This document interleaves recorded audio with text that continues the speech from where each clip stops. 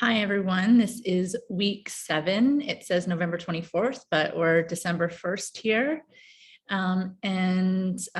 Further to a question here about Mighty Networks and course content, the update is still presently that Mighty Networks will be available until December, the end of December, guaranteed.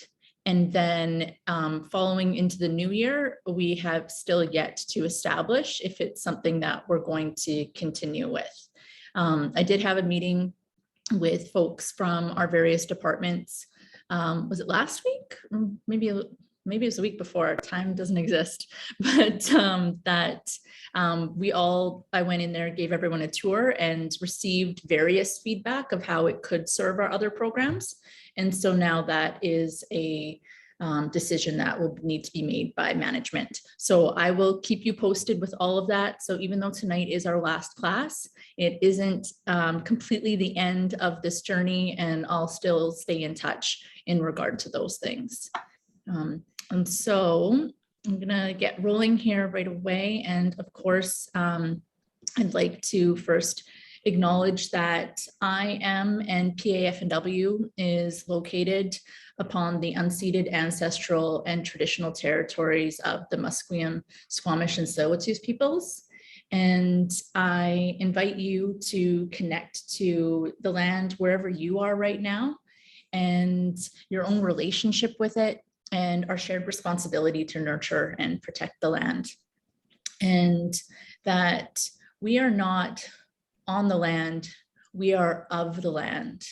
And so taking a moment right now to also connect to yourself and where you are, and where you are both like physically, like on the land, within the land, of the land, but also where you are mentally, emotionally, and spiritually in this moment.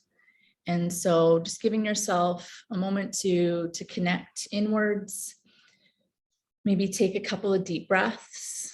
If it's comfortable, available, and accessible to you, to perhaps plant both feet flat upon the floor and rooting down through the layers of material that are between your feet and down, down, down until you reach the soil.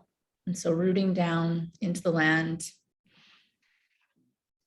And then inhale, lengthen, perhaps up to Father Sky. And exhale, deeper, just a little bit deeper down towards Mother Earth. And knowing that that is available to you in any moment to ground and connect. And a reminder that throughout tonight's class in this digital space, to give yourself what you need. And so whether you wish to participate actively or you'd like to more be a witness, please give yourself what you need in this moment. And so thank you all for being here, and that I'm so grateful for this journey that we are still sharing together, and that this has been medicine for me, and that I raise my hands to all of you, and I hope that we can continue to connect creatively and in whatever context as our paths continue to hopefully merge. A reminder that consent is ongoing and fluid. The session is being recorded, and the recording will be shared publicly on PAFNW's YouTube channel. By continuing in this session, that you consent to be recorded, and of course you're welcome to turn your camera off at any time if you wish to. And also a reminder that everything that I say, everything that you are invited to participate in, is that it's an invitation. And so if there's anything that you wish to not partake in, that you can just say pass, and that I respect your boundaries, and that ongoing consent, that you can change your mind at any time. And I think that's it. Okay. And so without further ado, pardon me, I'm just going to tell you what we're going to go through tonight. I'm just so excited to introduce our guest speaker. Michelle Sylliboy, and then we're going to go through optional student final presentations. We'll have a break, come back and do the online course evaluation and self-assessment form, which is anonymous. And so then there's a separate form, which is just one line for you to provide the name that you want printed on your certificate of achievement for the course. And so I have, of course, your names, but you might want a different name, a traditional name, an ancestral name on your form. So you'll get to choose what name you want printed. And that's the only thing that that form is. It needs to be separate. Otherwise, your course evaluation wouldn't be anonymous. And then if we need more time, we'll continue with final presentations. And then the week 7 ongoing assignment for after the course. And then a closing prayer, and that will be it. So now, pardon me, without further ado, I welcome Michelle Sylliboy, who is an interdisciplinary artist, poet, and visionary. And I won't speak too much on Michelle, let her do that for herself, but brief introduction that Michelle is an interdisciplinary artist and that her practice embodies parts of her own life experience. And that's led her to work with emerging and professional artists all over Turtle Island. And so Michelle is here to share some words of wisdom, inspiration with us regarding her personal journey of building a career and supporting herself in the arts while staying true to her unique creative vision, ancestral roots, and protocols. So thank you, Michelle, so much for being here. And I'll pass it off to you if you like. Thank you, ᒦᖒઅᖅՏայ. Do I have the screen? Yes, I've stopped sharing, so you should be there. Okay. Oh yes, ᒦᖒઅᖅΤայ, nanige. Aish. Nina Delusi, Michelle Sylliboy, Atleawi, Aish. ᒦᖒઅᖅՏայ, unamai. Wiki up na Vancouver, sa wiki up 27 years. Hello, everybody. My name is Michelle Sylliboy, and I'm from ᒦᖒઅᖅՏայ, unamai, and in English, they call it ᒦᖒઅᖅՏայ, and they call Cape Breton, we call unamai, we call Cape Breton unamai, and so, and unamai is there's variations on the translation, the land of the fog. So it's an island, so we're surrounded by the ocean. So it, like, you know, the fog rolls in all the time. But I used to live in Vancouver for 27 years. And I did my undergrad at Langara. I did an art program at Langara way back when, and then I transferred over to Emily Carr. I did my visual arts degree at Emily Carr, and I did my master's of education at Simon Fraser University, and I'm currently doing my doctorate degree at Simon Fraser as well. I'm in the finishing stages of my dissertation. And so I'm going to show you the work that I've been doing. I was really grateful for the land acknowledgement, and also for the centering, Jessica, that you did about being connected to the land. The image that you see, let's see, I think I have to start the slide presentation here. How do I start this?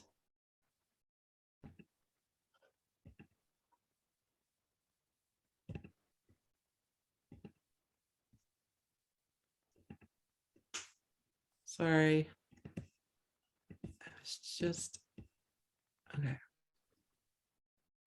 Do you see the screen? Yep. Yeah.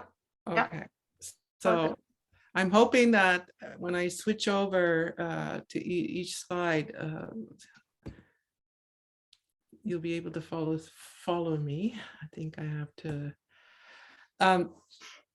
I was hired last year at not Simon Fraser, at ᒦᖒਅᖅતા이 University in Antigonish, Nova Scotia, and they put me in 3 departments: education, art, and modern languages.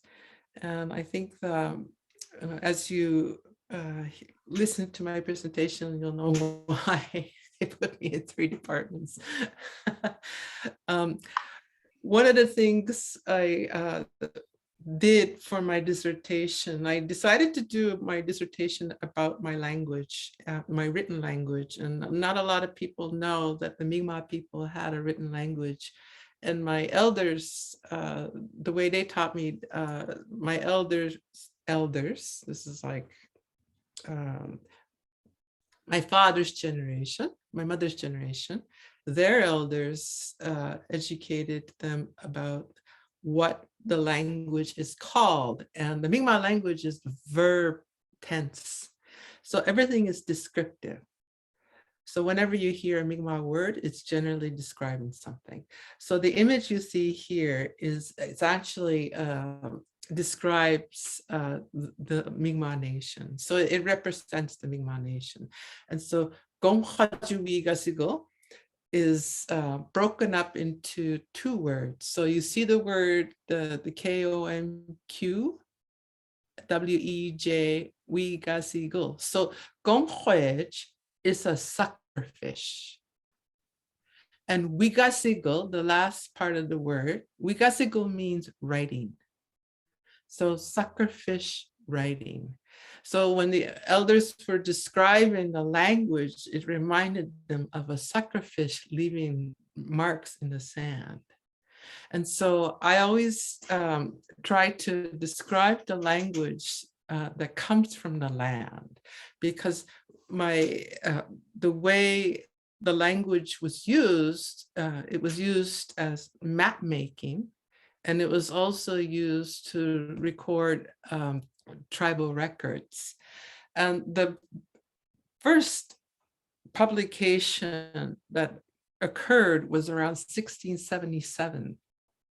The priests decided they wanted to convert my ancestors, and they didn't know how to do it. And one day a priest saw a child writing on birch bark, and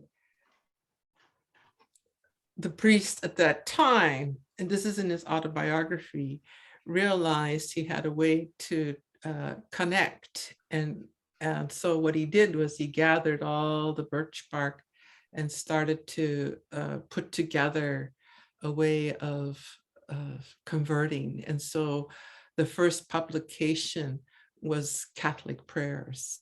And so back in 1988, this is a T-shirt I made. It's so raggedy. My friend had it and has had it since 1988. And she sent me this photo. She goes, "Michelle, I still have your T-shirt." And when I was living in Toronto, I was missing my family. I had moved away, and I moved to Toronto, and I was hanging out with the Simon family, and we had this conversation one night, and my friend said, "Have you seen this article?" It was an article about our language compared to the Egyptian language. And so we started to chat about it, and I started to do research, and I thought, oh, I'd like to do something about this. And this is back in 1988. And so one of the words that, I'm fluent in my language. So there's a word that we have no word for goodbye in the Mi'kmaq language. We say Namultis. And Namultis basically means see you later. I either see you in this world or in the spirit world. And so there's no, the Mi'kmaq people have no, we don't see a difference between the two. So no one dies. because we're constantly conversing with the spirit world. And so I wrote this paper about my connection to what Namutis means. And I kind of put it together with this language that I didn't know what it was. And so I realized that what I needed to do was bring the language to the forefront as an artist. And so I started to do some research, and the first, the petroglyph, the oldest petroglyph that I know of is this. Can you see the Bedford Basin slide? Can someone let me know? Which slide do you need? Are you seeing a Bedford Basin slide? No, we only see the page 1. Okay, so this is where, okay, now maybe I have to stop the slide presentation and just go like this. Can you see that?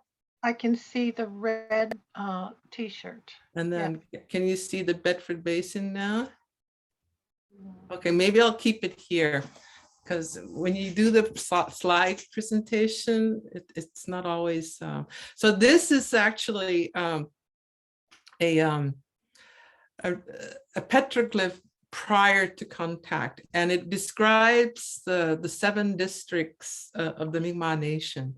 And you can't really see it on the bottom right-hand corner, but somebody had scratched the rock, and this is the image.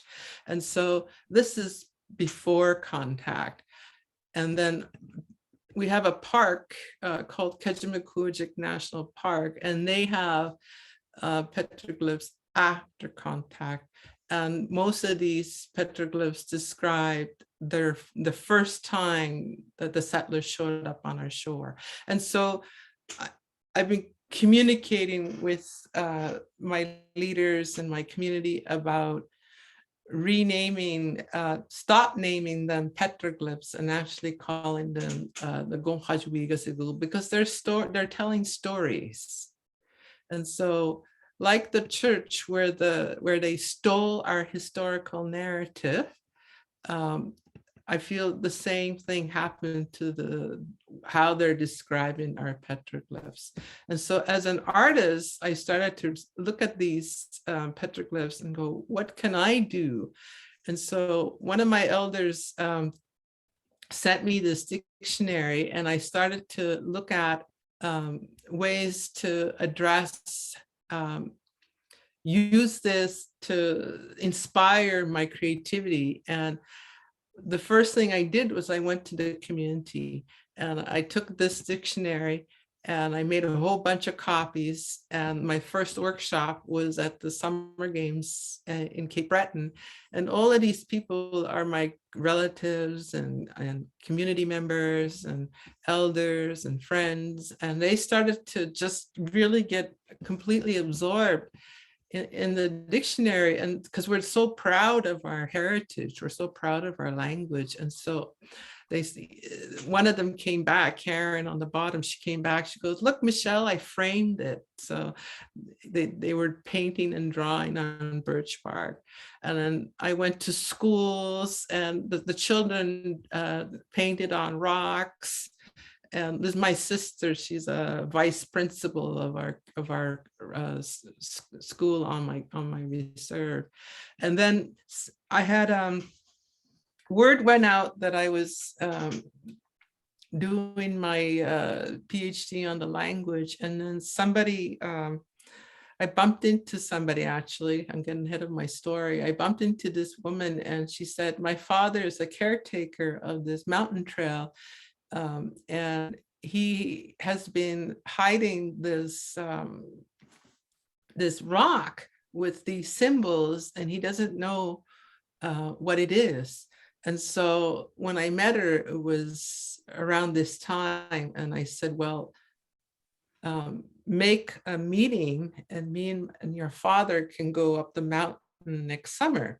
So he took me up this mountain. These are our mountains. They're not like British Columbia mountains, but this is Cape Breton mountains. And so when I got there, yeah, it's a map. And so remember earlier I said the language was used as maps and to record tribal history. Well, this one is a map. And not a lot of people have seen this map before, very few. And so I've been, every time I do a presentation, I show the map. And so there's a part missing. So it might be a map to, lost treasure, who knows? I don't know. But most people that used it as maps were hunters. So if they went hunting for a moose, they would leave behind markings on rocks and say, I left the moose over here, and they would draw out the map of the area. And so that's why the language comes from the land. So I started to think about, how can I, as an artist, inspire the future generations, I should say, and also what can I do to contribute to the Mi'kmaq culture? And I didn't grow up reading the language and understanding the hieroglyphic language. The only people that were fluent were my elders. And I thought that was, I was very disappointed that I didn't know what this was.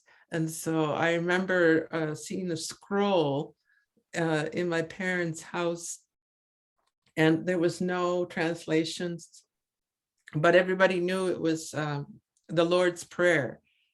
And it was an interesting scroll because it inspired my young brain.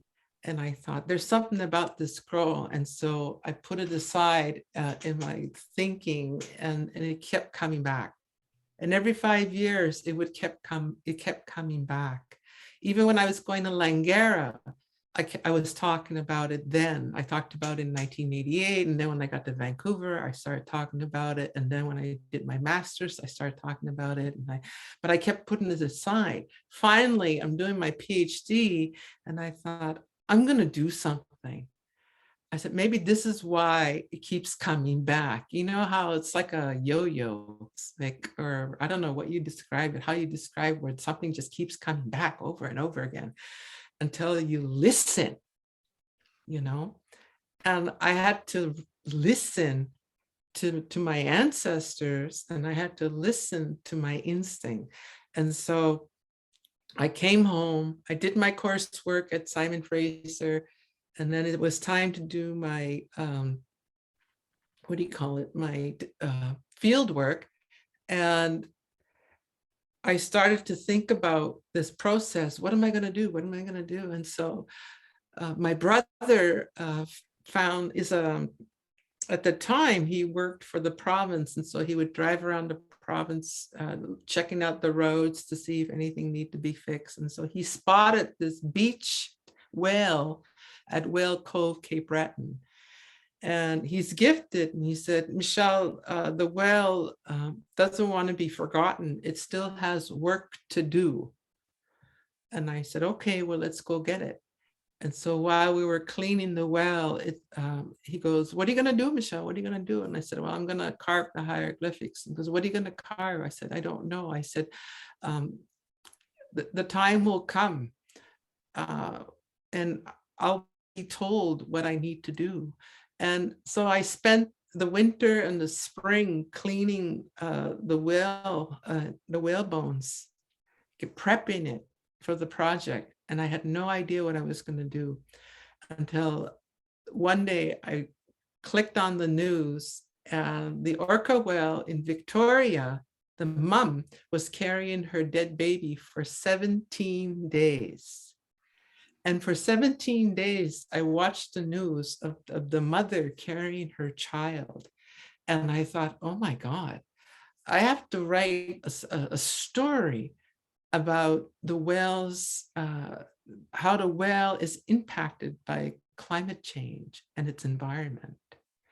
And so I started to think about, I'm like, well, how am I going to tell the story about the whale's impact? And so one of the things I used to do in Vancouver, because I'm a poet, I used to put on these poetry readings. And at the time, there was a cafe on Broadway called Raison. And I would call my friends and I'd say, hey, let's read poetry. And we would do that. And so I really enjoyed collaborating with musicians and other poets and other artists. And so my collaboration began by putting on these incredible events. And so what I decided to do was I asked one question to anybody that came into my studio. And I said, if you could tell the whale anything, what would you say? And they had to choose a hieroglyphic statement. And with their permission, I carved those messages onto these whale bones. And so it's, let's see if I can get into this. Right now, I think I'm going to have to, the whale bones are at Art Gallery, Nova Scotia. And they're there until next August. And this is a 3D exhibition that's currently on display right now. This is, I called the whale is great. And so when you look at the baseline, it's an actual hieroglyphic symbol, and it means it's great. So the whale is great. And these are all the messages. And when you go, it's carved on both sides. And then over here are my photographs. And these photographs represent how connected we are to nature. I took this image and I was really captivated by how it just reminded me of this symbol, which means Jigsaduinen, and Jigsaduinen means listen to us. And so it has that similarity. And then of course I can be cheeky, and this is my cheeky piece because it just means but. You know, it's like, because we're always, as Native people, you know, how many times do we say, but you don't understand, but, you know what I mean? Like we're constantly trying to fight for our right to speak and to be heard. So I'm cheeky, but I'm also being very, I'm talking about a very important subject of being heard. And so, and then this one means walalio, meaning we thank you. But I chose we thank you. And this is a very interesting photo because it's just a piece of stick sticking out of a puddle, a frozen puddle. But I love the looks of it because it reminded me of the symbol walalio. And walalio means we thank you. And what I wanted to do is reverse how we look at what are we thankful for? And so we are thanking Mother Earth in this situation. And so that's what this one means. And then I wrote a book of poetry. And this is the, I'm sorry, it's hard to maneuver this 3D. Are we supposed to be seeing, like right now we're on slide? You're still on slides? Yeah. Oh my God. I'm so sorry. Yeah, you're supposed to be seeing. your cursor was moving around on the slide and I was like, what? Really? Yeah. And I was like, is she talking about that photo like in the background? Oh, See, though, this, and then I'm so glad you told me that. So hold on. Okay, can you see me in the gallery? yes, thank you, Mata. Okay, so these are my photographs. So I'm glad that, can you see me swirling the circle? Yes.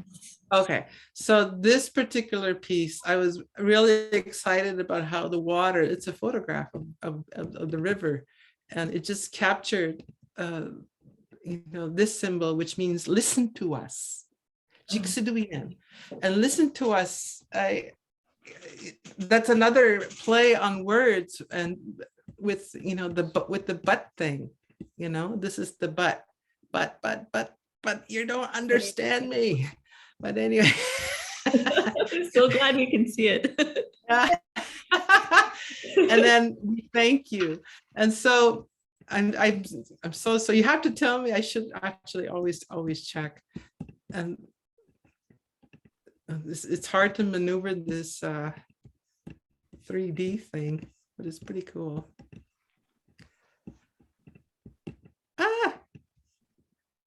This is my book cover, and I'll show you later. And acknowledging water. I like taking photographs of water close up. And so this is the great mystery. And then over here in the other room are my whale bones, which are carved on both sides of the messages that were that my participants or my collaborators allowed me to carve. And so the bottom part means it's great. And then the whale is great. And so the base is also a message, and then the whale. It took me hours and hours and hours. So when you do a line, just an ordinary scratch, because some parts of the whale can be really hard to carve and other parts are soft, but these are ribs, and so ribs are very hard to carve. And so I remember the first line I did, it took me about 2 hours to do. And they're carved on both sides. And so it took me forever. So, and if you go back, if you Google Art Gallery Nova Scotia, you'll be able to see the rest of the exhibit. So I think we have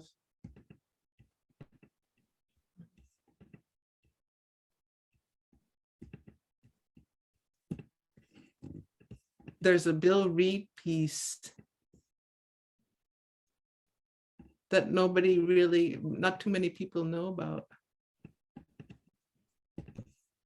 But anyways, you take your time going there. I think I have to go back to my shared screen. Gotta go back to this. So, and my current exhibition, I have 2 exhibitions. So Art Gallery Nova Scotia, and I'm also part of this traveling exhibition of Indigenous artists who work in their language. And right now, it just opened on Saturday, and it's in Oshawa, Ontario.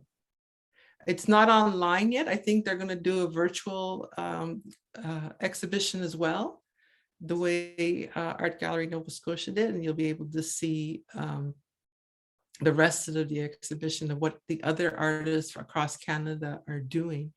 And so because the original exhibition, my whale bones were in the first one, this particular exhibition started in Calgary a couple of years ago, and it got great reviews in the art magazines.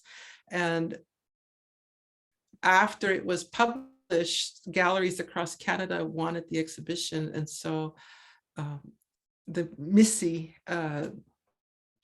LeBlanc, the curator, gave us a call and asked us if we would be willing to participate in a traveling exhibition of our work.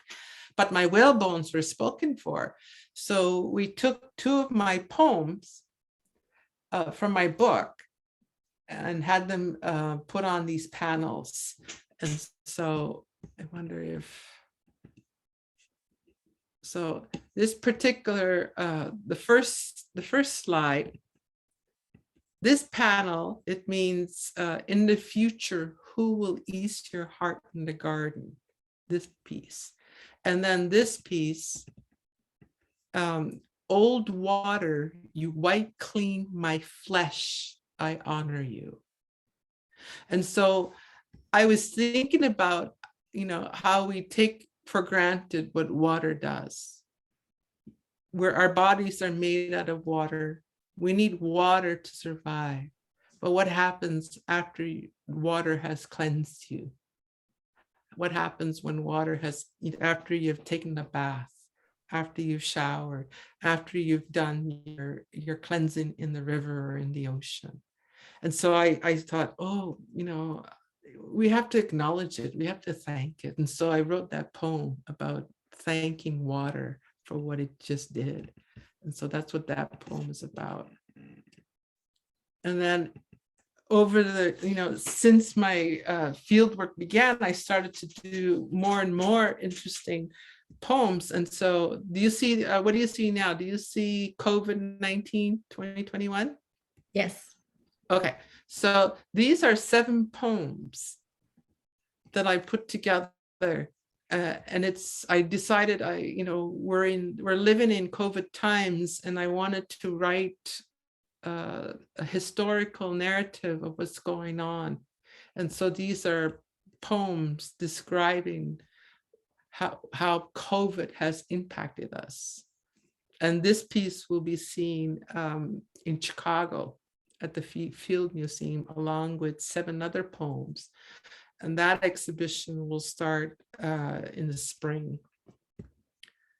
And then, let's see, because I collaborate a lot,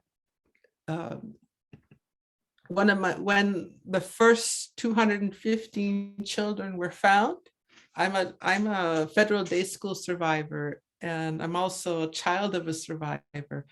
And so I've been impacted quite a bit. And one day after, the day after the 215 children were found, my elder asked me, what is the hieroglyphic symbol for 215? And I said, I don't think there is one, but we have to dissect the dictionary. So we got together for 2 days. And on the second day, Manitoba announced the 756 children. And so everybody was just heartbroken. It was a really hard meeting. And so we decided to create a statement instead, and just put the 215 as the original 215, and then create a statement acknowledging the children, children, they found you, you were buried, we love you. And so each time children are announced, I would post this. And so, so the collaborations are still ongoing, and I'm really excited that all the projects that I've been doing, this is the title of my book, and this is the poem that was on the panel. I started to do a clothing line. And so now I have a clothing line where I found this company based out of Montreal, which you guys would be interested if you have photographs of your work. Look, Google the company Le Galerista, and I like this company because they use sustainable material and water soluble inks. So their motto is sustainability. And so one of the things they do is, like, you send them this photograph and they design the clothes. So that's part of their process. And so ever since my book came out, so I did the exhibition, and then I published the first Mi'kmaq hieroglyphic poetry book. It's never been done before, because the only time the hieroglyphics were used was those Catholic prayers that you saw earlier. And so this is the first time the language has been used outside of the Catholic Church as a modern day usage of the language. And so I'm pretty excited about that.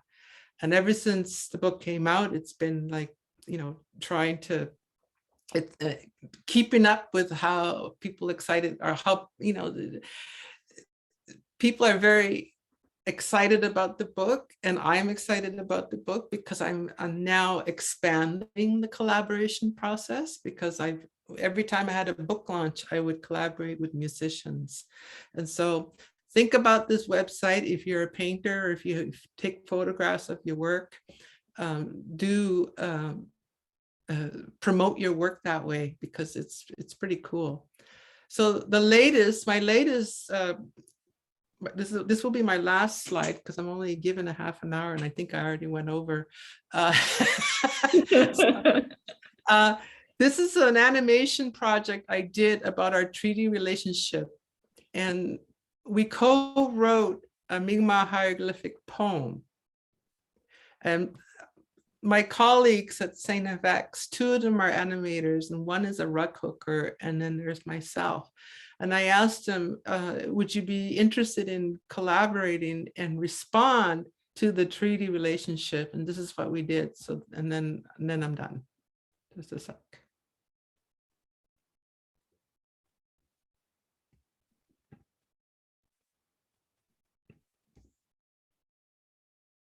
ᒦᖒअᖅՏAI, ᒦᖒअᖅΤAI, ᒦᖒअᖅΤAI, ᒦᖒअᖅΤAI. Oops, sorry, I'm gonna make it bigger.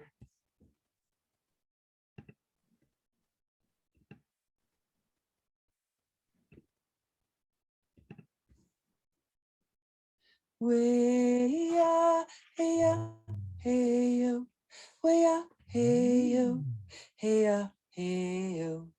ᒦᖒअᖅΤAI,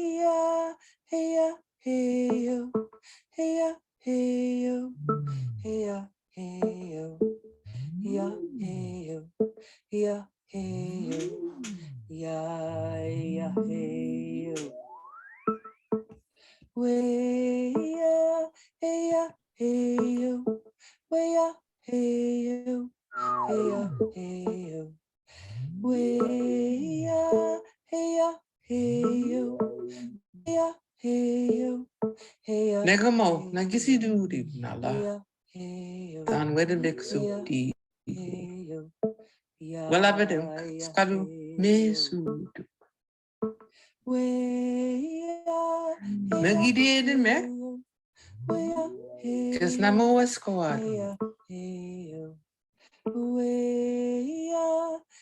They all made this from whom you got your humanity as nourishment.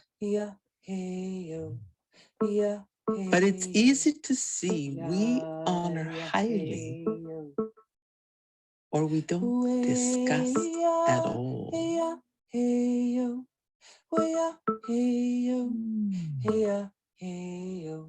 Munado gisi biskuita. Si dede midi dividu tinina. Bubok nagolik.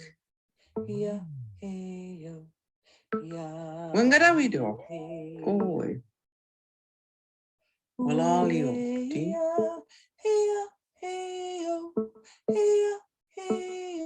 We cannot enter, they decided, alone. In my body, so many things, they belong. Who knows how to prepare? I will repeat my thanks not in vain.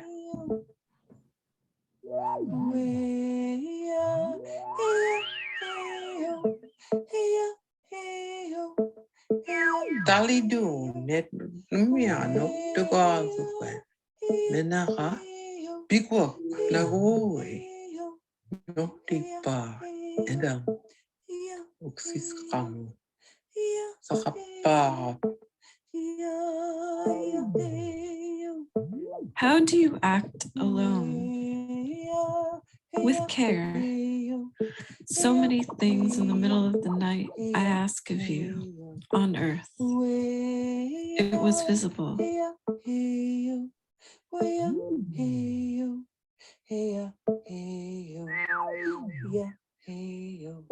Tinina, skujinu, kisida asigo, ulau sisong, kasagao lawis tu Disney, tedabua, kisidirime, milkikis yang kedirmu tu Disney, kasipu, madam kamplamu, kajido, umsul, older artist.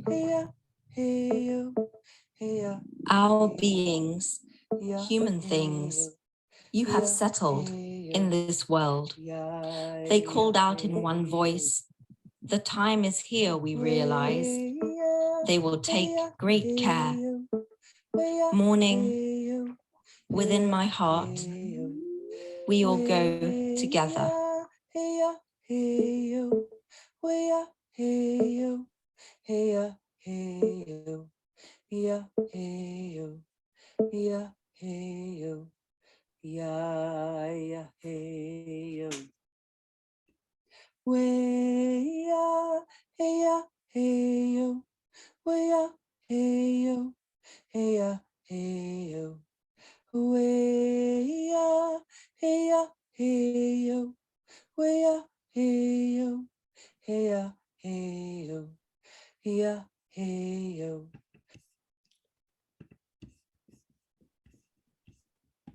There you have it.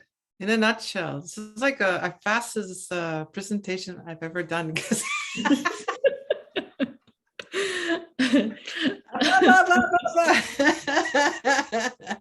but these are all the projects and art that I've done around the language.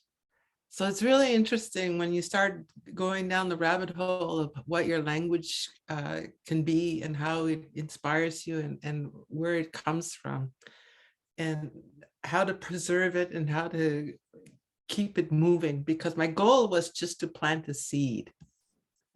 That was my goal, because the next generation will do something else.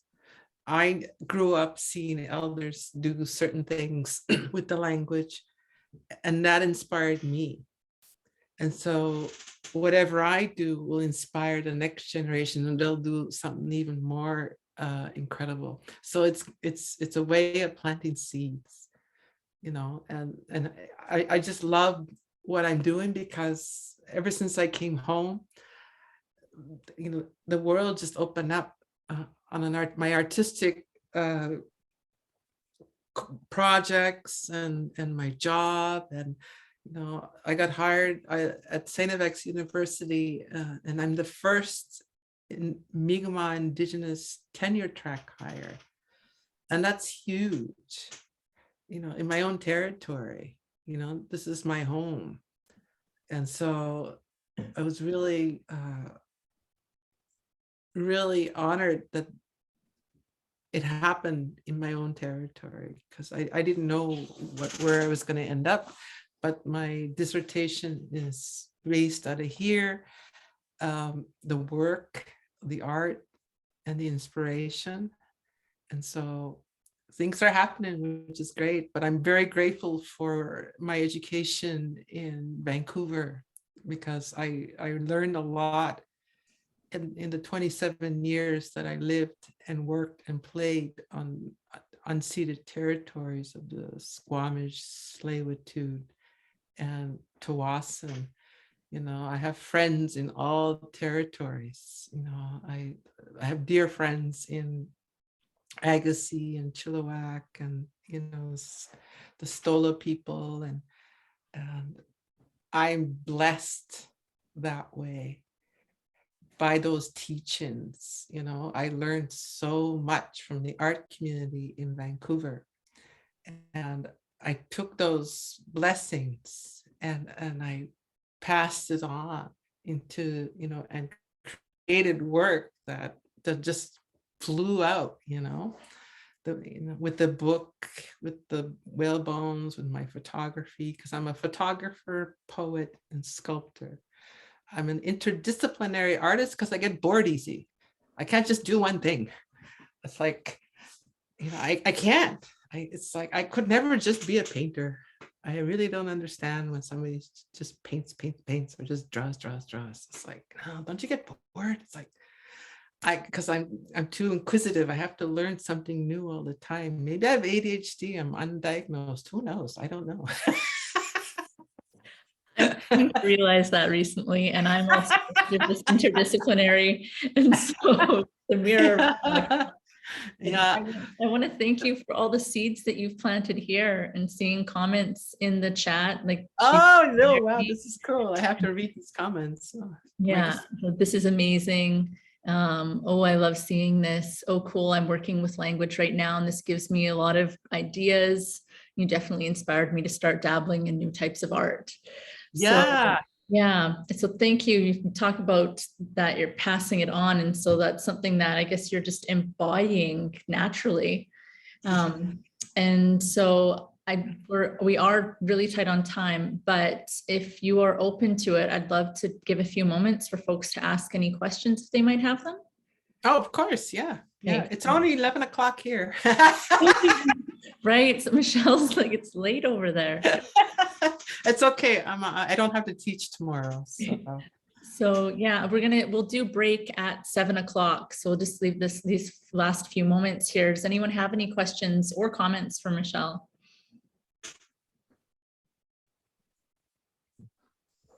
I just want to say thank you very much for your time here. It's really appreciated. Thank you.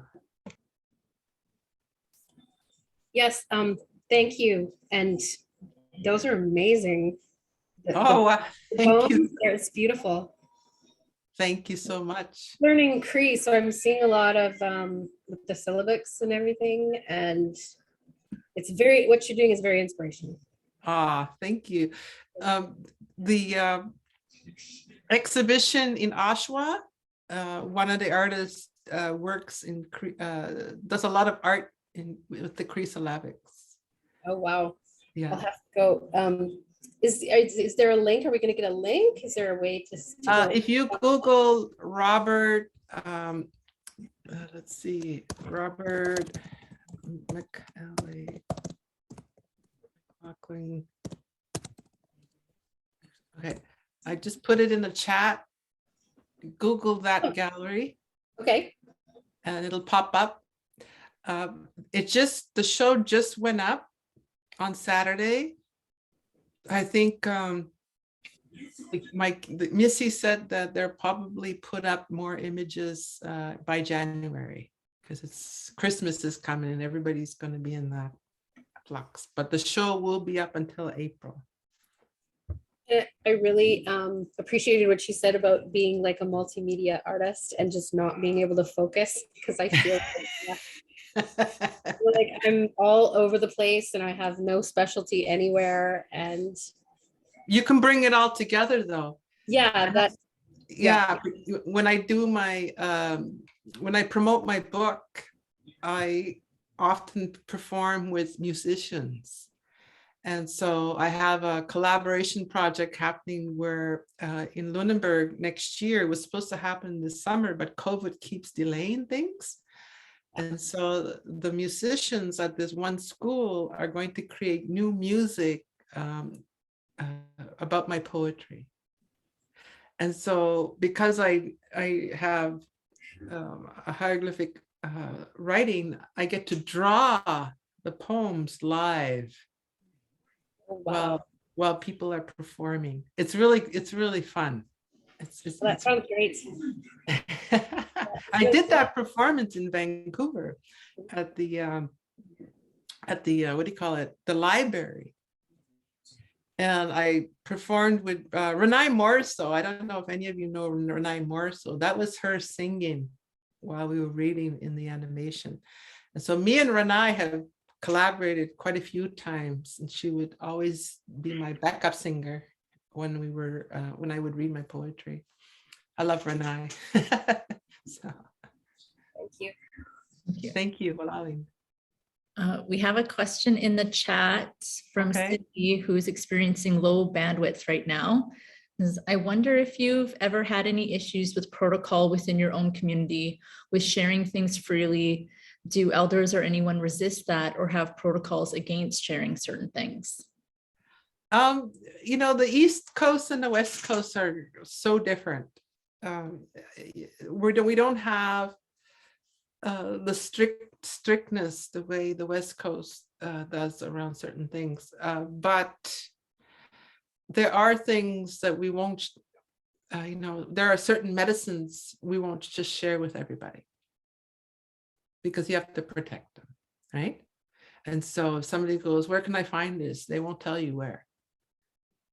And so there are protocols around, you know, certain things. Yeah. That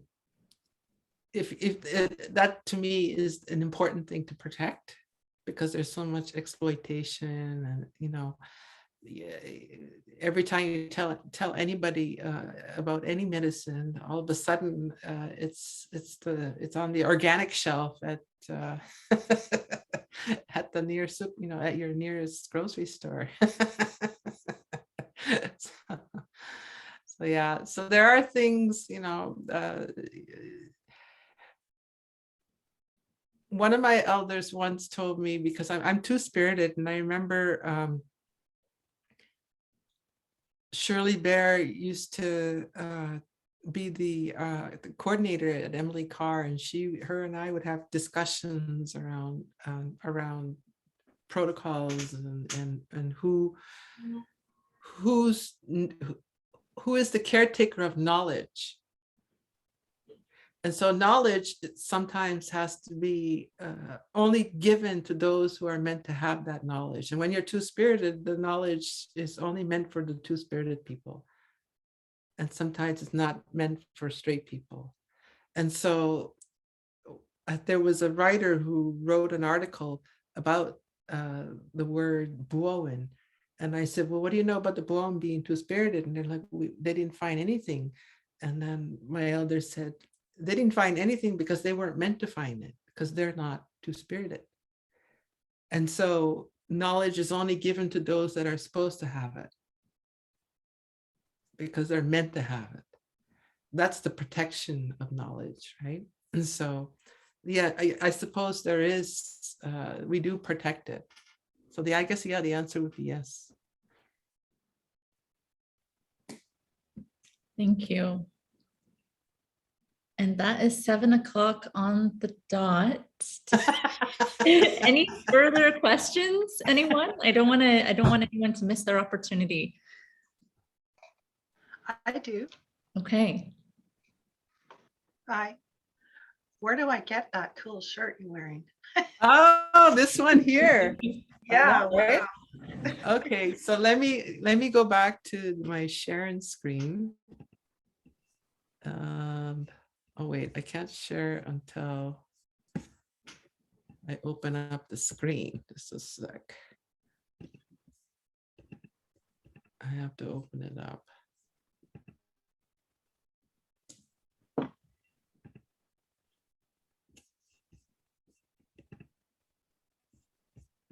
Now I go back to the share screen.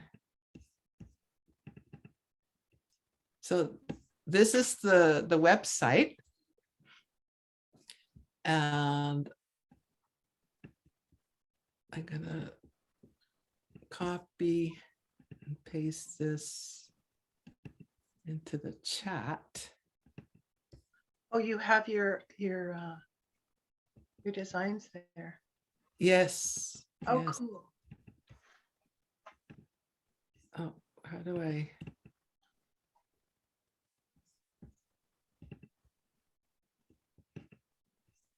Oh, it won't let me.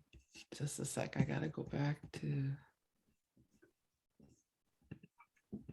I'm clicking on too many buttons here. All right, here we go.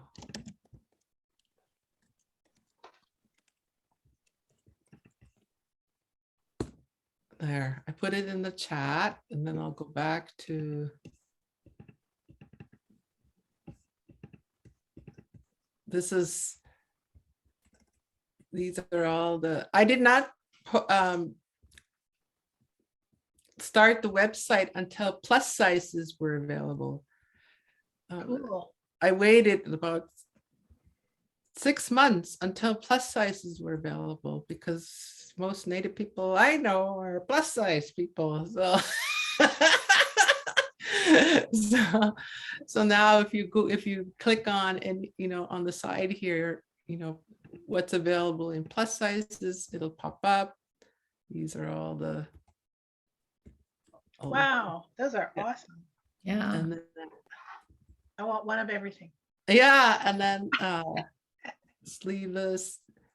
These are some of the dresses. Oh, I gotta. Okay, great. So that's in the chat there. Yeah, you guys can go through it. These are the 4 photographs that I submitted for them to manipulate into these cool dresses and whatever else that you can go through it. So Okay, cool. Thank yeah, you so much. you so That's much. incredible. I'm so blown away by all of your various offerings and how they are interconnected. So yeah. You guys should use that website because it's nice to get royalties. Hey. And you can do it right from your home. And it doesn't cost anything. It won't cost you anything. All you have to do is download your image and then you choose what kind of products you want to put your artwork on, and they do the work for you. Wonderful. I've been That's all you have to do. And they don't charge you to use the website. They pay you to promote it, and that's where the labor is. You have to promote it and get people to buy your work and all that stuff. But it's nice to get royalties every now and then. So, Elaine, those dresses would look really good on you. I agree.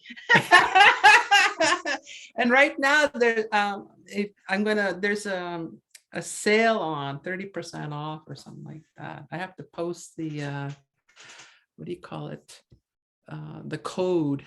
Hold on, I'm gonna give you a code. Just a A sec. code, okay, for my Christmas present to me. A code. You need a 30% off code.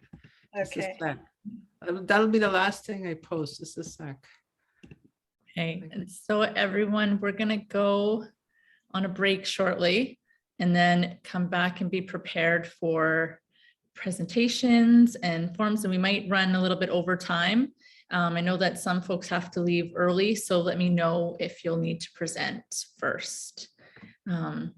Yeah, but Michelle, I want to thank you again so much. It's a true honor and joy to have you here. Really, I can't speak for anyone else, but it's a gift.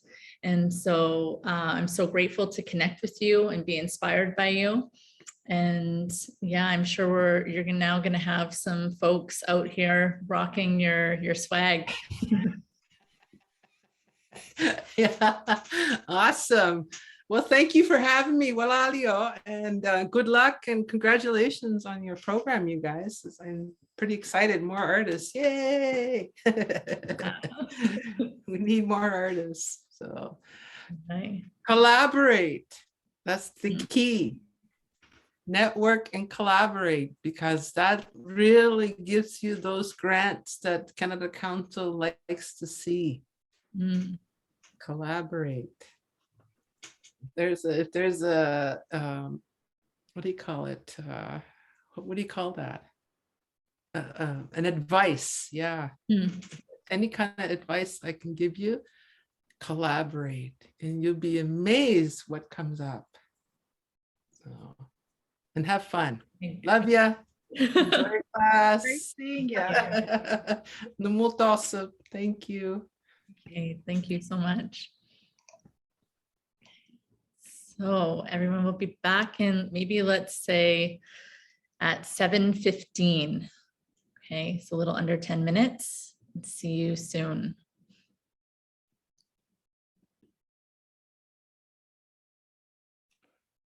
Okay, welcome back, everyone.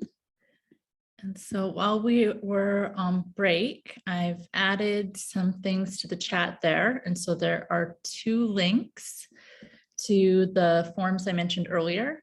And so the first, well, I've added the first link there, but not explaining what it was. But then I've got them labeled. So there's a certificate of achievement name form, which is just 1 line, type in the name that you would like to appear on your certificate of achievement. And those will be emailed out. So you'll get a PDF of your certificate. And then the course evaluation and self-assessment form. There's 2 sections. So you go through the first section, which is self-assessment, and then the second section, which is the course evaluation. And so that you can do directly online at the link there. And so I'd be very grateful if you could fill that out. It will aid you in reflecting upon where you're at and how far you've come. And then it will aid us in our offerings to future participants. And so yeah, that is there for you. And I'm also going to send out an email with those in it for folks who are not present, and to remind you if you don't get a chance to do it right now. And so for the certificate form, it says I need permission. Uh-oh. Okay, so I will, okay. Let's see what's happening there. Da-da.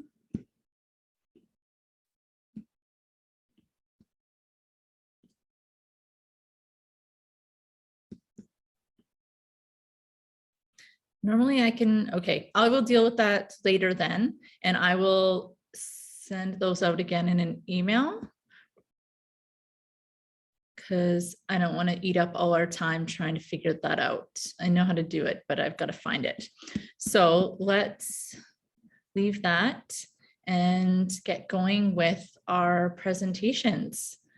And so again, these are optional. It's an opportunity for you to practice speaking your truth and sharing about yourself as an artist. And so you're welcome to share either your artist statement, your bio, or to just speak briefly on an exhibition, residency, or grant that you found that applies to your practice and why that one spoke to you or what you're planning to apply for. So, do we have any volunteers? And again, you do not have to present.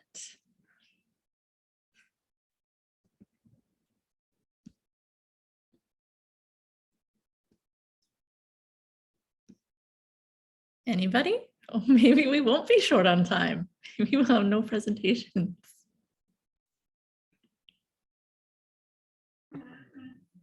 I want to apologize that I don't have a presentation ready. I know that we don't have to, but I'm in my last week of finals.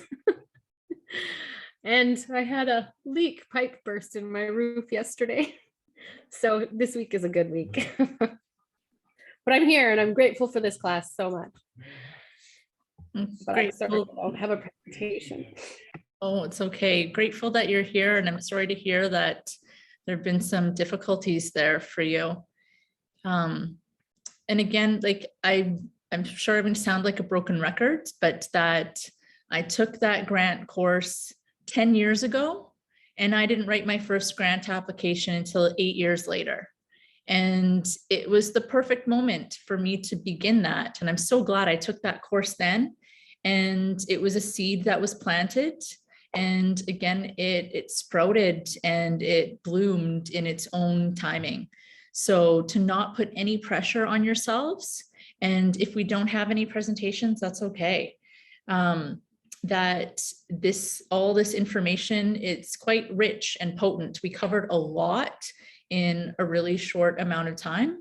And so I hope that it serves you in the right moment. I don't mind presenting. Cool, thank you, Coco. Just probably, I won't take too long, but yeah, so I think just where I've been at is I've applied for a few grants. I've applied for 3 grants so far. I applied for the first People's Council Arts Grant, I think it's called. And I applied for another grant from the Downtown East Side Small Grants, I think. And I think I got an email back saying that she could change my application to in progress and change something if I want, because I think I didn't understand the question right. But and then I got back one email from I think it's called the YVR Airport Artist Grants. And funny enough, they told me that the grant is only for First Nations people who are from BC or the Yukon, like your native ancestry. And my native ancestry is from Saskatchewan. So I don't think that I'll be eligible for that. And it's just been kind of like a little bit disappointing, because also I got a rejection from a scholarship I applied for, but it's for school that's happening in January, because I wanted to go to school for makeup artistry. And so I'm very sure that I'm not going to be going to school in January. So I'm going to have to tell the lady at the school I probably won't be going. But just because I don't want to, like, if, like, I don't know, something else might come up, like I might be working part-time and stuff, so I'm not sure. But when I get the first grant, I'll be so happy. That will be the best, because I'll be like, oh, I could actually do it. Well, I don't want to interrupt you. So when you're finished, I'll speak. So, sorry. Okay, and also another thing I wanted to mention was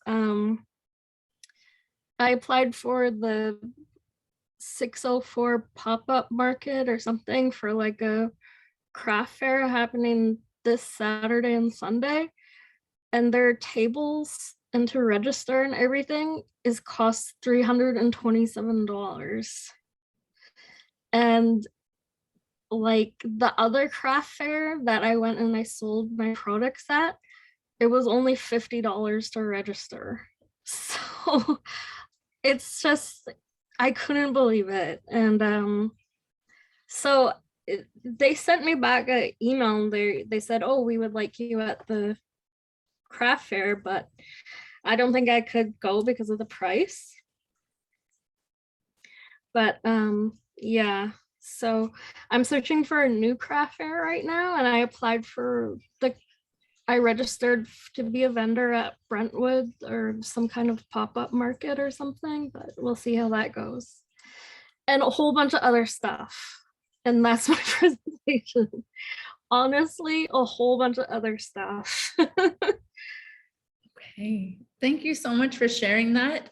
You should be so proud of yourself for the investment of time and energy that you put into those applications. And that something that I didn't really touch on in this course is rejection, that it's a big part of it. And to not internalize that is not a reflection of your worth or your value as a person, as an artist, or the value of your work. And I'm not speaking directly to you, Coco, but just to all of you, that is something that took me a really long time to process. My own insecurities and false beliefs of being small and worthless and afraid, not believing in myself. And so that when those rejections came, it perpetuated those false beliefs. And so what I learned is I had to grieve. And even though it's not the truth, that I had to grieve to release those false beliefs. And once that was released, then I connected to the truth, and then the opportunity started to come more. And that when a door closes, it's not your door. And so it feels like that rejection coming, and be like, okay, you're being redirected on your path, and you can't understand it right now. But even like that YVR airport thing, you're like, oh, I did the work, and now it's not eligible. But now you've put in that work. Like I applied for a residency recently, and I was rushing to the deadline and got it in. And they're like, no, that application was for 2020. I was like, oh my gosh, it's not even open. I did all that work. It's not even open. So it's like, it's not your door. It's preparing you for the next step. So you should be so proud of yourself for where you're at right now. You've done so much. And also a note on applying for things that cost money. Again, we have to weigh what we can afford, but also that sometimes a leap of faith, that it's like, okay, I'm going to put $300 in the pot, because maybe more people go to that craft fair. Maybe there's more traffic. And so again, weighing those options, and when it is the right moment to take a leap of faith to invest in yourself, and when it isn't. So you can pray on that and ask your ancestors and be like, is this the right choice for me? Because sometimes it's hard to tell. So Coco, thank you so much also for your courage and humility starting us off. So is there anything else you'd like to add?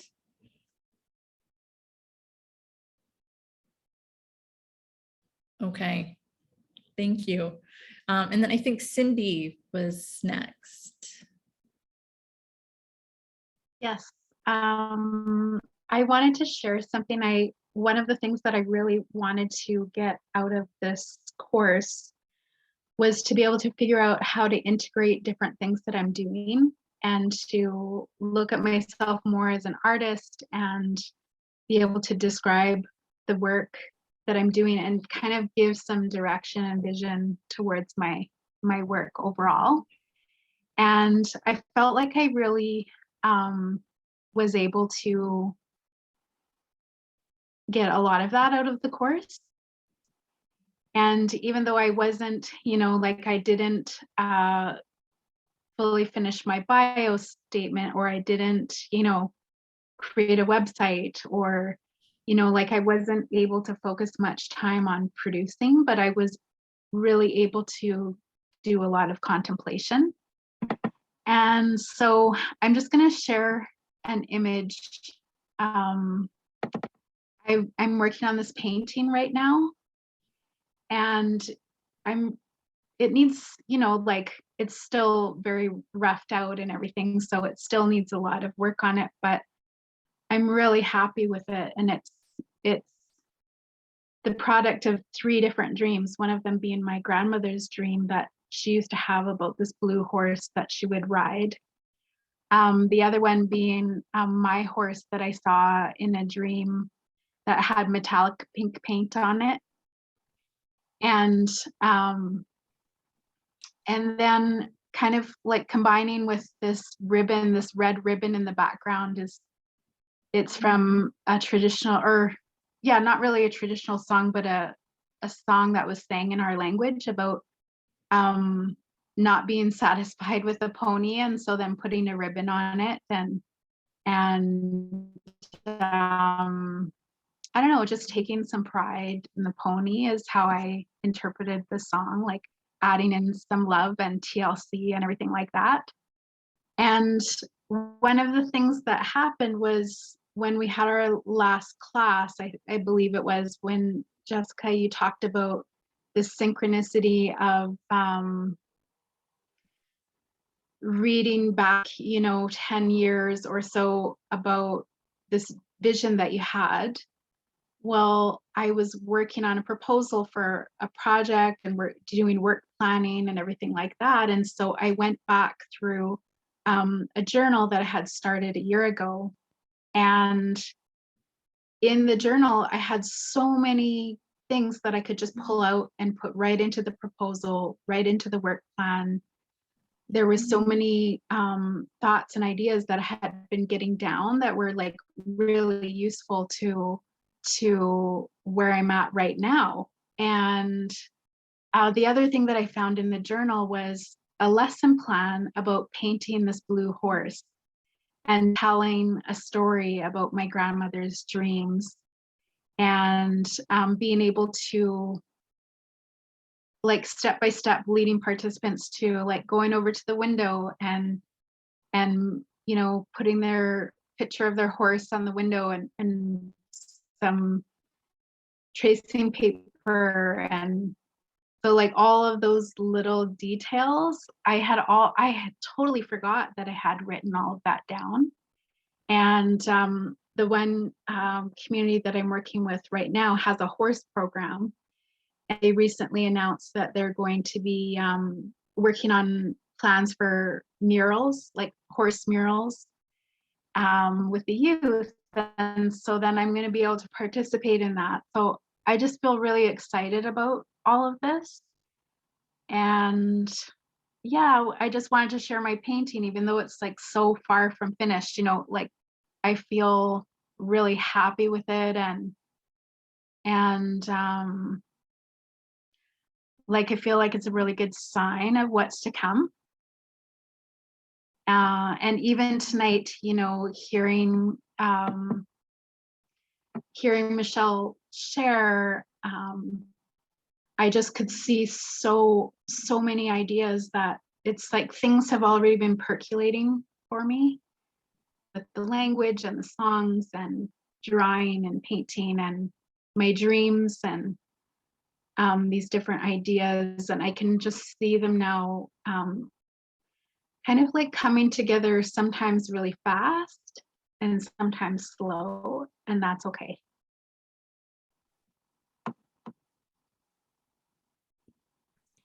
Thank you for sharing. And I would say that falls under the lines of sharing an artist statement, speaking on a piece and what it means to you. Yeah, thank you. And I saw someone else had their hand raised. Was it Harmony? I see your hand is raised now. Somebody else, I think it was Sia, maybe? Ah, thank you, yes. It was me, but I passed. You pass? Okay. Yeah, I passed. Okay. Harmony, did you want to share? I was just wondering, it's not my painting, but I was just wondering if I could share a poem that I wrote. Of course. That's sort of relevant ish. I wrote this, I took Indigenous, my son's sitting right here.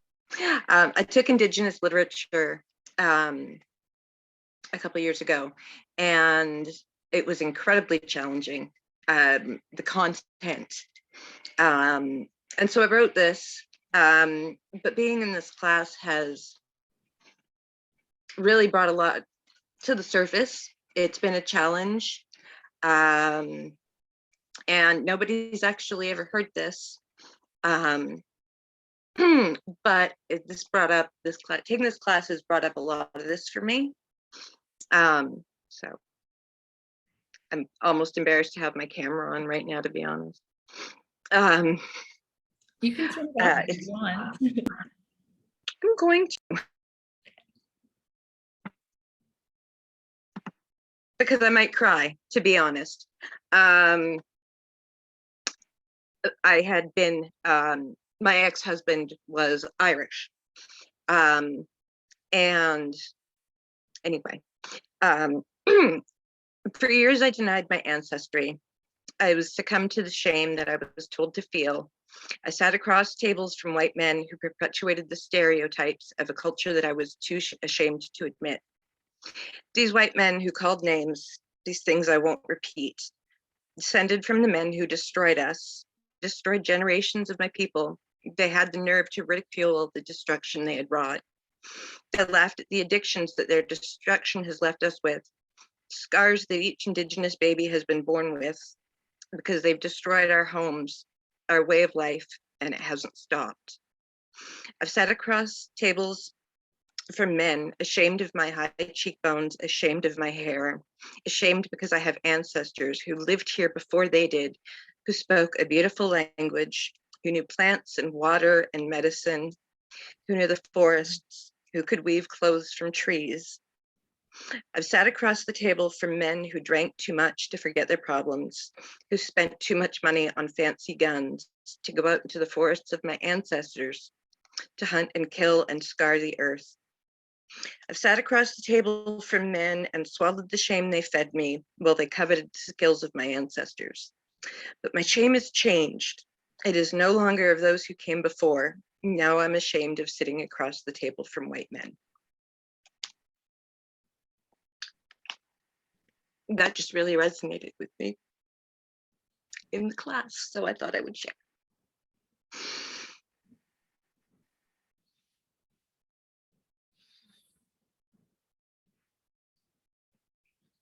Thank you, Harmony.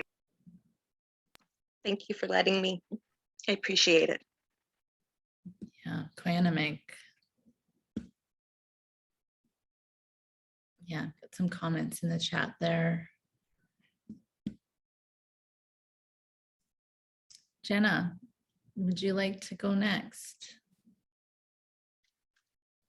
I just wanted to thank everyone for holding space for this. This was really important for me to do. And thank you, Jessica, for facilitating it. I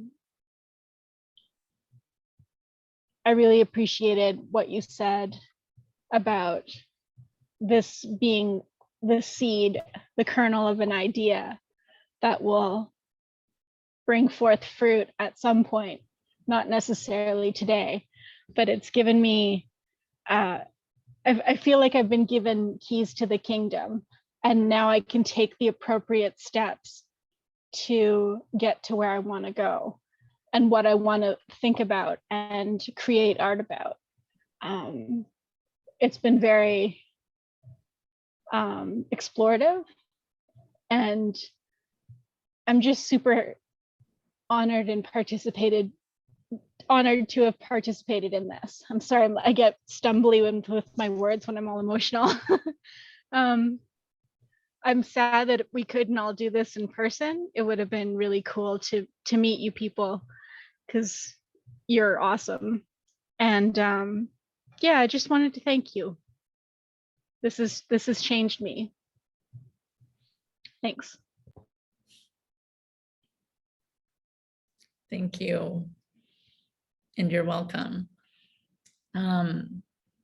Something that I wanted to touch on tonight, thank you for reminding me, Jenna.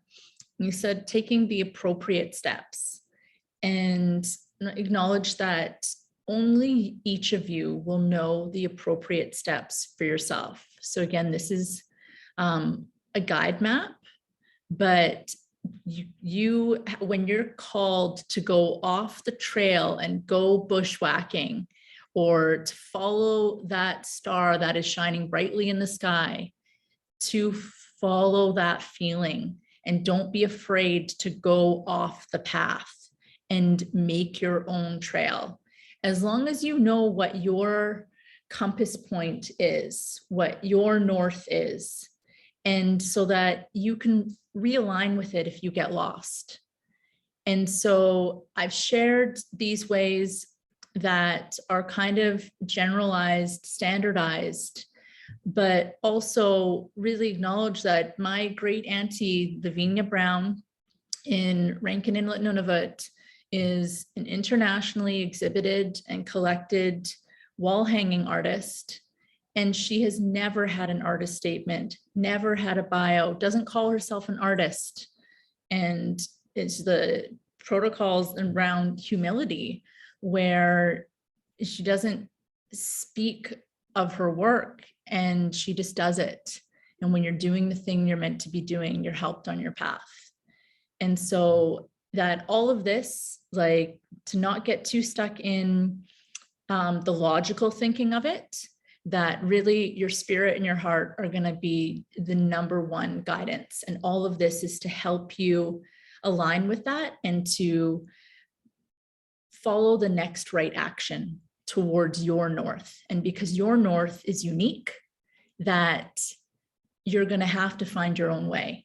So yeah, the appropriate steps, yes, all of this is super helpful, but you are going to also going to have to follow that feeling.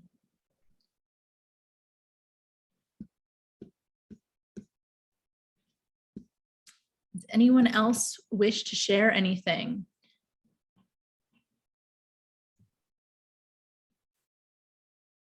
Actually, I just wanted to say thank you very much for putting on this program. I've really enjoyed it, and I'm actually going to be trying to apply for the mentor apprenticeship program through the First Peoples Cultural Council, just to see if I can go and become fluent in one of the local languages here, because I think it'd be a great endeavor, and it's something I've always wanted to do. So thank you for giving me the ability to be able to navigate this process a lot easier. You're so welcome. I wish you all the best with that application. And if anyone ever needs a letter of support for a grant application, you can feel free to reach out to me.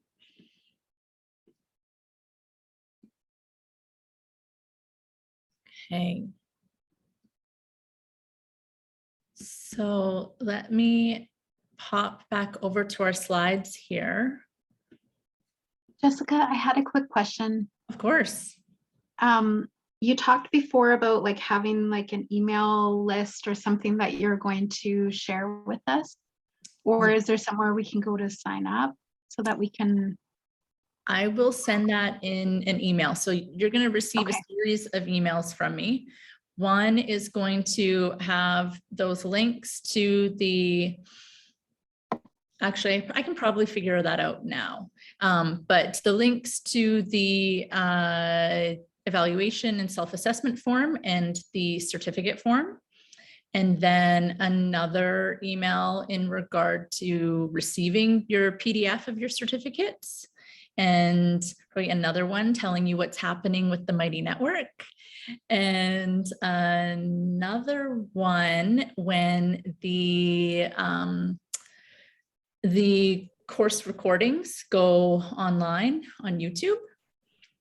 And yeah, so there'll be a bunch of communications, and in one of them or as a separate one will be how to contact me. And also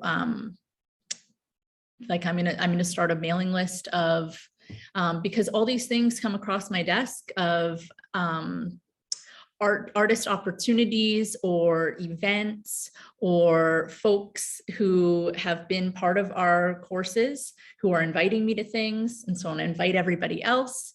So I'd like to start that kind of like the, someone shared Instant Coffee is one of these resources where there's artist calls and they have a newsletter, and this got shared in this chat in one of our classes. But to have one that is maybe for Indigenous artists specifically. So I haven't figured that out yet, but it's coming, and I will share that with each of you when it's available. And so my role for this particular project, my last day is on December 9th. So you'll get a lot of communication within the next week.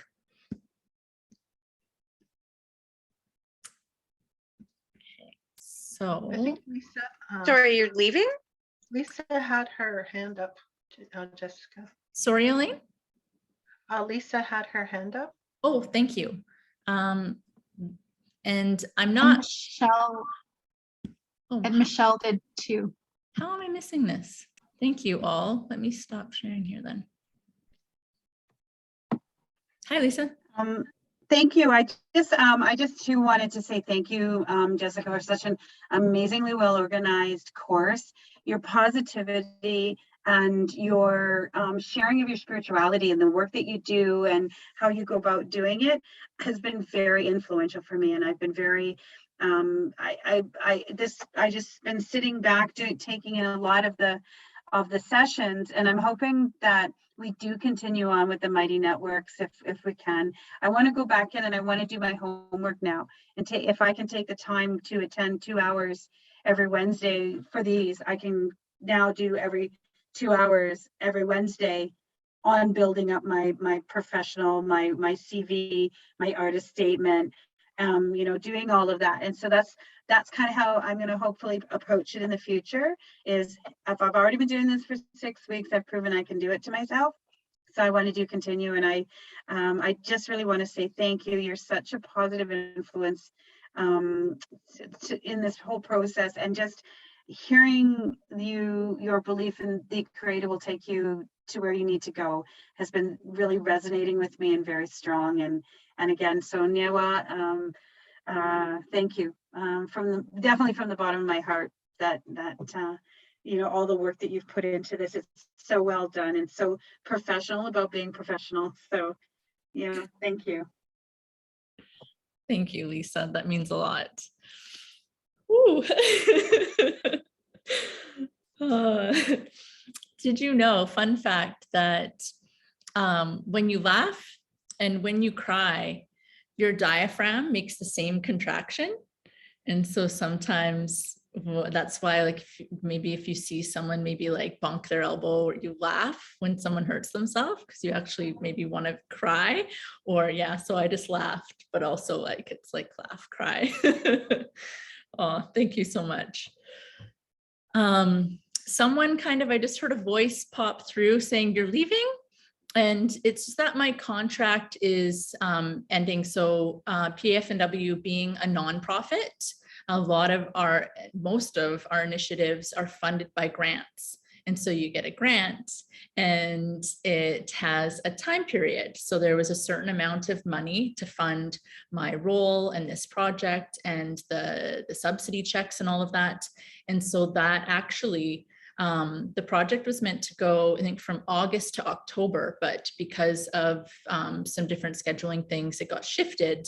And so now, because it was for 13 weeks.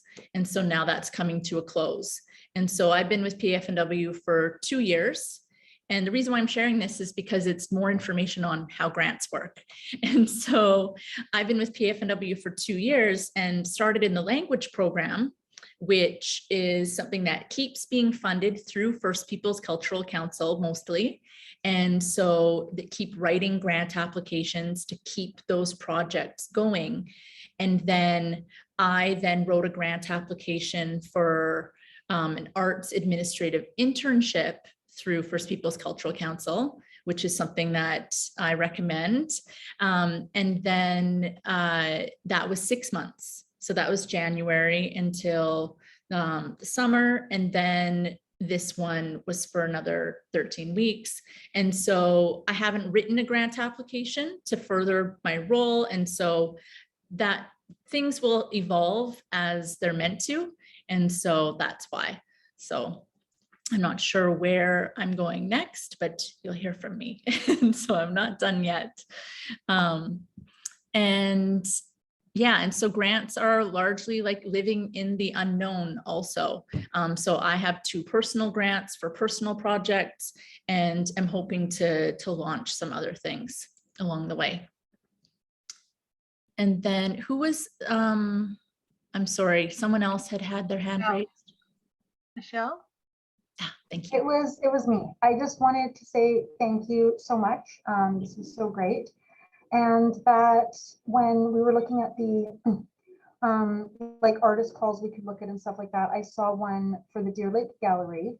And I decided that because I already have some exhibition experience or history, that I was gonna mentor to have a 2-person show there, or to apply to have a 2-person show there with someone I know who's, sorry, you know, I have really young Métis artists, and they, you know, haven't been in any shows outside of school or anything like that. So I worked with them, and we worked on the proposal together, and I helped them do their CV and like their artist statements, and showed them, you know, some of the slides and everything that we had seen here. So yeah, so we got that in today. We sent that off, emailed it, and it was all done. And so it was just, I just thought it was like a good way to share all the things I've learned here, was to, you know, take another young Indigenous artist and help them know how to do that.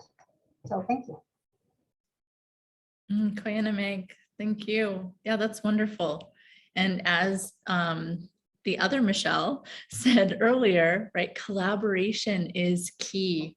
So I take that away. And I see in chat here, someone said we should have our own pop-up art extravaganza. Like, yes.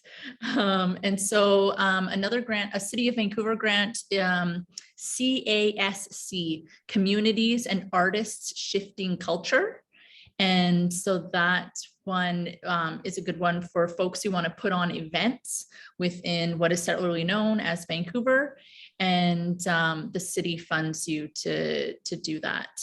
And so it doesn't have to be events specifically, there's a bunch of different things, but it's for communities and artist shifting culture. So that's be an awesome one for collaborative Indigenous arts exhibition. So here, that back. Okay, so I got to deal with those forms, but just as a final review, and sorry, I'm distracted by the chat here. Okay, final review. These are the assignments in brief. So your portfolio, which is part of your self-expression and self-presentation, and your artist statement. And so that's self-reflection and self-awareness. And so it helps cultivate that. And so updating your statement, right, that you evolve and you go through different seasons.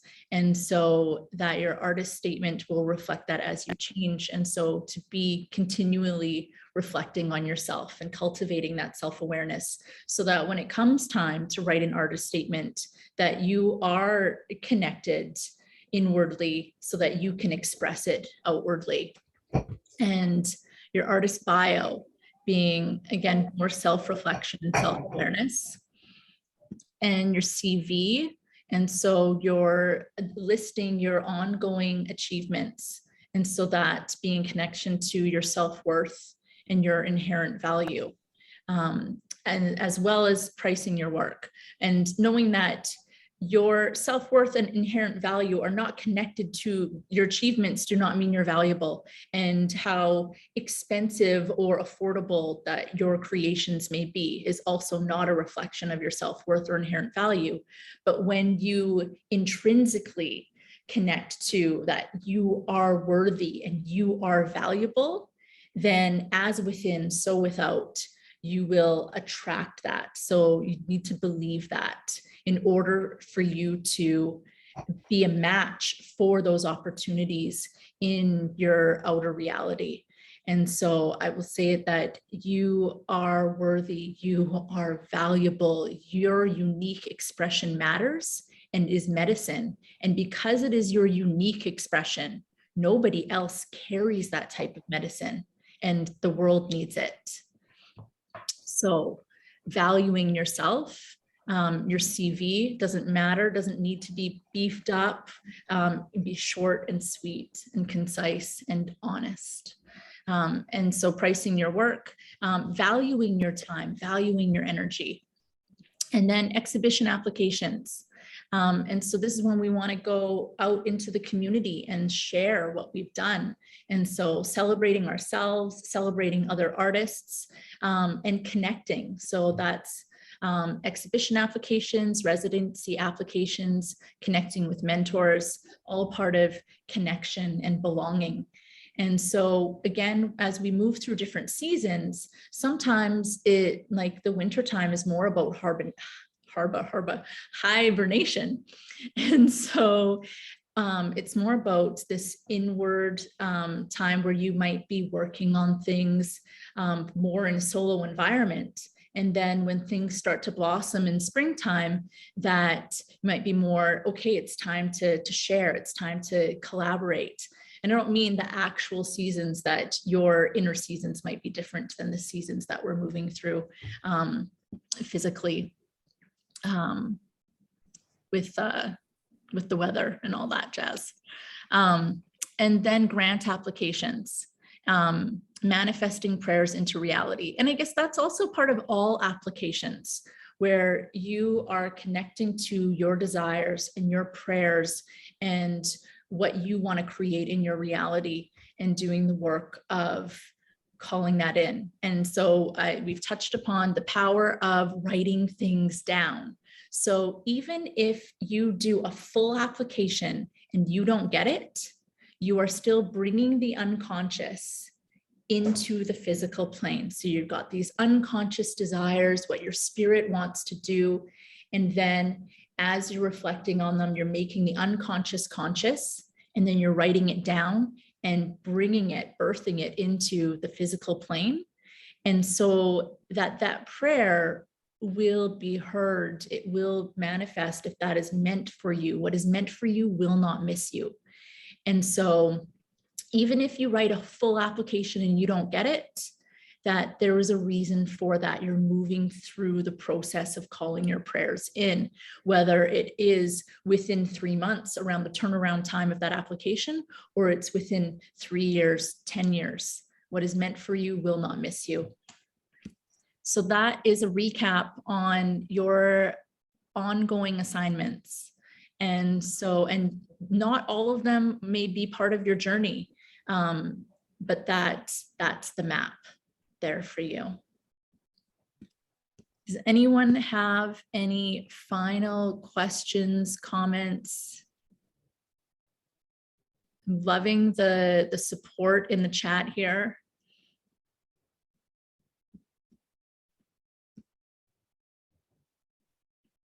Okay. So I wanted to close with a prayer. And so part of that unofficially was in my little speech right now, but my prayer for each of you, and for myself, and for all artists, is that,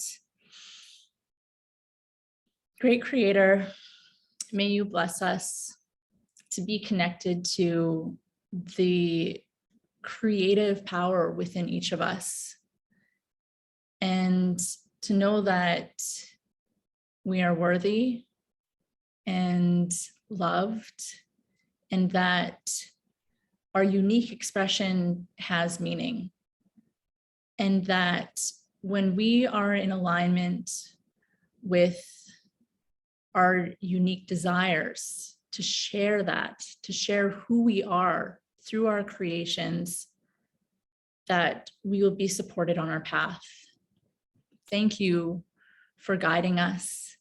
Thank you for the ability to create, for providing us with all that we need, that we have more than enough, and that we are connected to the infinite abundance of this benevolent universe.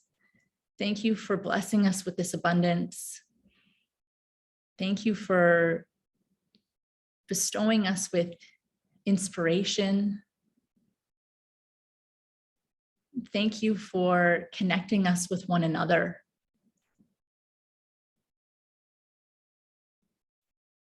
I pray for everyone to experience wellness and creativity, and above all, to be connected to your ancestors and your own spirit always. Thank you, Creator. Thank you for all that you have given us. ᒦᖒઅᖅՏΑΙ.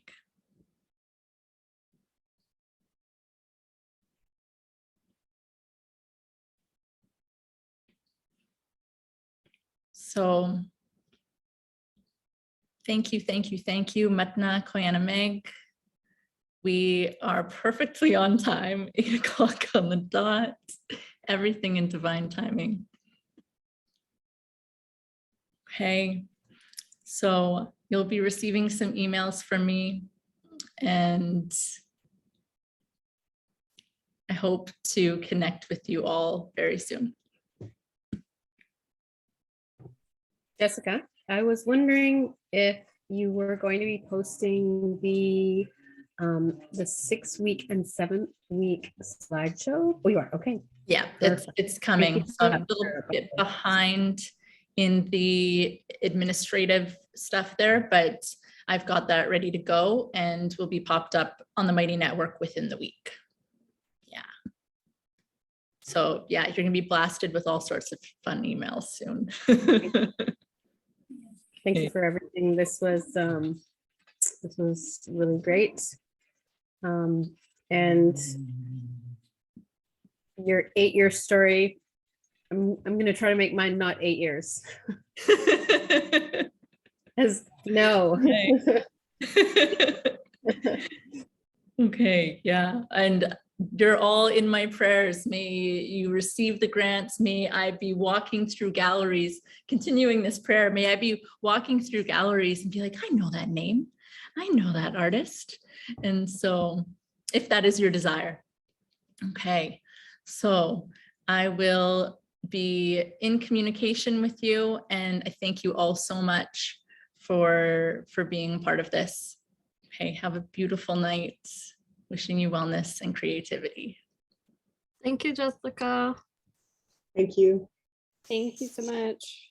Gonna miss everyone. Thank you. We'll see each other soon. Thank you. Ona. Bye. Bye. Nice to meet you all. Take care. All right, thank you, Jessica. Bye, everybody. Good work. Thanks, everybody.